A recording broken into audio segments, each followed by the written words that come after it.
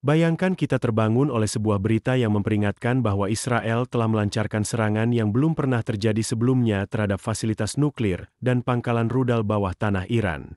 Gelombang kejut terjadi di seluruh Timur Tengah, dan dunia berada di ambang kekacauan.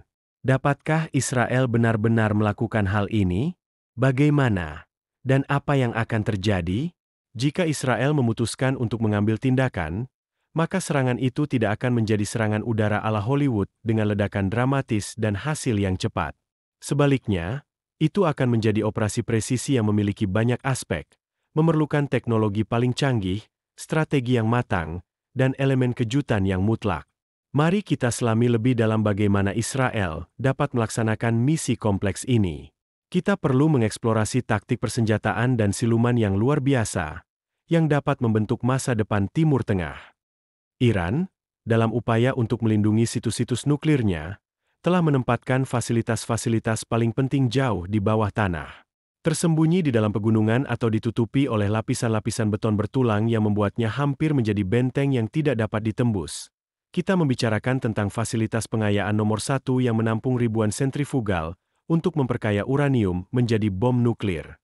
Portal nomor 2 adalah pabrik pengayaan bahan bakar yang dibangun di sisi gunung, sedekat mungkin dengan yang tampaknya tidak bisa dihancurkan. Reaktor air berat nomor 3 mampu memproduksi plutonium untuk senjata nuklir. Kompleks militer Parchin nomor 4 dicurigai sebagai lokasi penelitian senjata nuklir rahasia, dan silo rudal bawah tanah nomor 5 menampung rudal balistik jarak jauh seperti Shahab 3 yang mampu mencapai Israel dan sekitarnya. Sekarang, bagaimana rencana Israel untuk menghancurkan situs-situs yang dijaga ketat dan tampaknya tidak dapat ditembus ini? Mari kita beralih ke senjata yang dimiliki Israel. Beberapa di antaranya terdengar hampir seperti fiksi ilmiah. Bayangkan Anda adalah pilot pesawat tempur siluman F-35I Adir Israel yang sedang terbang diam-diam menuju salah satu situs pertahanan Iran yang sangat dijaga ketat. Anda menerbangkan salah satu pesawat tercanggih di dunia. Radar tidak dapat melihat Anda, dan musuh Anda tidak akan tahu bahwa Anda akan datang. Inilah tepatnya rencana Israel untuk menghancurkan infrastruktur nuklir Iran dengan presisi dan kekuatan yang luar biasa. F-35I, Adir bukan sembarang pesawat tempur siluman. Ini adalah versi Israel dari F-35 Amerika, tetapi dengan modifikasi khusus untuk memenuhi kebutuhan mereka. Pesawat ini tidak terlihat oleh radar, sangat lincah, dan dapat membawa bom berpemandu presisi yang akan membuat bunker manapun bergetar. Tetapi, apa yang dibawanya? GBU-39 Small Diameter Bom berdiameter kecil yang merupakan amunisi berpemandu presisi. Dirancang untuk menembus pertahanan udara dan mengenai sasaran dengan akurasi yang tepat.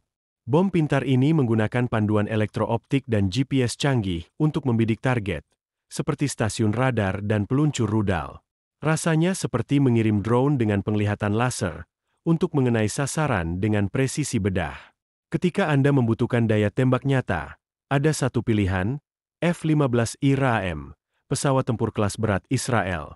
Ketika Anda perlu melenyapkan fasilitas bawah tanah seperti Fordow, Anda harus membawa senjata besar, khususnya GBU-28, bom penghancur monster yang dapat menembus hingga 30 meter dari beton bertulang atau batuan. Jadi, tidak peduli seberapa dalam Iran mengubur fasilitas nuklirnya, fasilitas tersebut tidak akan aman.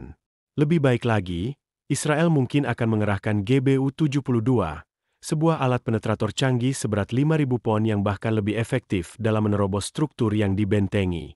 Jika tujuannya adalah untuk mengirimkan gelombang kejut ke dalam sebuah gunung, ini adalah alat yang tepat untuk melakukannya. Namun, serangan udara bukanlah satu-satunya cara Israel dapat menyerang Iran. Ada metode lain yang merupakan pilihan yang lebih tenang dan menghancurkan. Bayangkan ini, sementara Iran berjuang untuk mempertahankan diri dari serangan udara yang datang tiba-tiba, seperti rudal balistik antar benua atau ICBM Jericho 3 Israel melesat melintasi langit. Ini adalah spekter hantu yang membawa hulu ledak besar yang dapat meratakan silo rudal bawah tanah dalam satu serangan. Jericho 3 memiliki jangkauan hingga 6.500 km, yang berarti dapat mengenai target dari mana saja di wilayah tersebut. Rudal ini dapat diluncurkan dari kapal selam kelas Dolphin yang berada jauh di bawah Teluk Persia, diam dan tidak terdeteksi. Pesan yang disampaikan, Anda tidak akan melihatnya datang. Delilah adalah rudal jelajah yang berkeliaran, dapat melayang di atas area target sebelum menyerang. Ini memungkinkan pasukan Israel untuk menilai medan perang secara real-time dan mencapai target bernilai tinggi. Jangkauan Delilah mencapai 250 km dan dapat melakukan serangan tepat terhadap instalasi radar pertahanan udara dan pusat komando. Israel juga dapat mengerahkan amunisi yang berkeliaran, yang sering disebut sebagai drone bunuh diri. Drone ini dapat berkeliaran di suatu area selama berjam-jam, menunggu saat yang tepat untuk menyerang. Drone ini dirancang untuk mencari dan menghancurkan sistem radar, sehingga menjadikannya ideal untuk misi pertahanan anti-udara. Dilengkapi dengan kemampuan penargetan tingkat lanjut, drone ini dapat secara mandiri mengunci emisi radar dan menghancurkannya, membuat pertahanan udara musuh menjadi buta dan rentan terhadap serangan lanjutan. Sambil melakukan operasi ofensif, Israel juga perlu melindungi diri dari serangan balasan Iran yang tak terhindarkan. Iran dapat meluncurkan rudal dari sistem rudal balistik Shahab-3, dan proksinya seperti Hizbullah dapat menembakkan roket ke wilayah Israel. Untuk mempertahankan diri dari ancaman tersebut, Israel akan mengerahkan sistem pertahanan rudal berlapis. Sistem pertahanan roket dan artileri jarak pendek Iron Dome mampu mencegat rudal, roket, dan peluru artileri. Selain itu, sistem David Sling dirancang untuk mencegat rudal jarak menengah hingga jarak jauh, seperti rudal Shahab-3 atau Fateh 110 yang mungkin diluncurkan oleh Iran. Sistem ini akan membentuk perisai di atas Israel untuk menetralkan sebagian besar serangan balasan yang dapat datang dari persenjataan rudal Iran dan pasukan proksi. Pendekatan Israel akan menjadi operasi multifase yang dikoreografikan dengan hati-hati. Dan inilah bagaimana hal itu kemungkinan akan terjadi. Pada menit-menit awal, Israel akan berusaha melumpuhkan jaringan pertahanan udara Iran.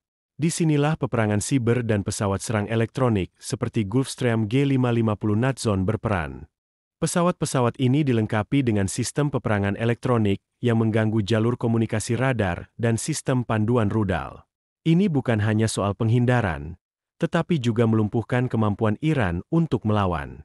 Setelah pertahanan melemah, mata F-35 akan bergerak melancarkan serangan bedah terhadap fasilitas-fasilitas nuklir utama.